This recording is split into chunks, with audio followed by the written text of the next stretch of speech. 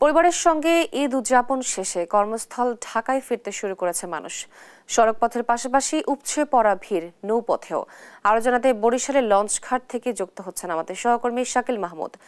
শাকিল, যাত্রীরা স্বাচ্ছন্দ্যে ফিরতে পারছেন কি এবং অতিরিক্ত ভাড়া আদায়ের অভিযোগ রয়েছে, এ বিষয়ে যাত্রীরা কি বলছে জানাবেন বিস্তারিত।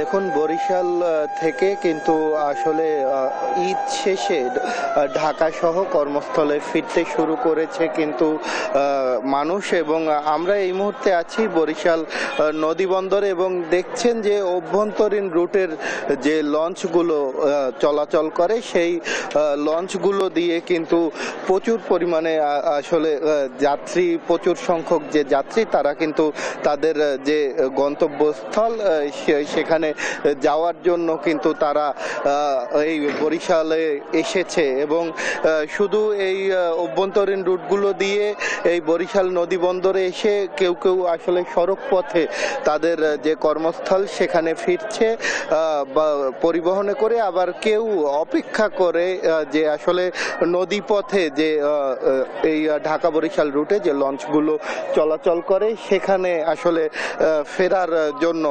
তবে এর আগে আমরা দেখেছি যে বরিশাল ঢাকা রুটে প্রতিদিন 2টি লঞ্চ চলাচল করলেও এখন কিন্তু তা বেড়ে কখনো 3টি, কখনো 5টি, আবার কখনো 8টি লঞ্চও আমরা চলাচল করতে দেখেছি এবং দিন যত যাচ্ছে ততই কিন্তু আসলে যাত্রী চাপ বাড়ছে এবং আজ এবং আগামীকাল কিন্তু যাত্রী চাপ অনেকটাই বেশি থাকবে বলে কিন্তু জানিয়েছে সংশ্লিষ্টরা। তবে অভিযোগ যেটা উঠেছে যে ভাড়া বেশি নেওয়া হচ্ছে, যেমন অভ্যন্তরীণ রোডগুলোতে 50 থেকে 100 টাকা ভাড়া বেশি নেওয়া হচ্ছে প্রকারভেদে, ঠিক তেমনি ঢাকা বরিশাল রুটের যে লঞ্চগুলো আছে সেখানে কিন্তু আগে ডেকের ভাড়া 300 টাকা থাকলেও এখন কিন্তু 400 টাকা করে নেওয়া হচ্ছে।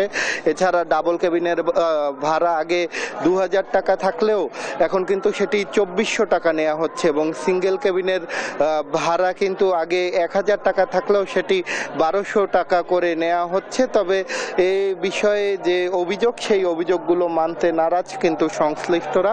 তাদের দাবি যে সরকার নির্ধারিত যে ভাড়া সেই ভাড়াই নিচ্ছেন তারা। এ বিষয়ে আমি কথা বলছিলাম নদী বন্দর কর্মকর্তার সাথে, তিনি যেটা জানিয়েছেন যে সরকার নির্ধারিত যে ভাড়া আছে সেটি বাইরে নেয়ার কিন্তু কোনো সুযোগ নেই এবং যারা আছে বর্তমানে যে ভাড়াটি নেওয়া হচ্ছে সেটি সরকার নির্ধারিত ভাড়াই নেওয়া হচ্ছে। তবে এর আগে যেটি কম ভাড়া নেওয়া হতো সেটি লঞ্চ মালিকদের আসলে যাত্রীদের বেশি নেয়ার জন্য একটি কৌশল ব্যবহার করা হতো, এই কারণে তারা সরকার নির্ধারিত ভাড়ার থেকেও কম নিত। তবে এখন সরকার নির্ধারিত ভাড়াই নেওয়া হচ্ছে। যদি অভিযোগ প্রমাণ করতে পারে যে বেশি ভাড়া নেওয়া হচ্ছে তাহলে তার বিরুদ্ধে ব্যবস্থা নেয়ার কথাও কিন্তু জানিয়েছেন সংশ্লিষ্টরা। তো বরিশাল থেকে এতটুকুই ছিল আমার কাছে থাকা সবশেষ।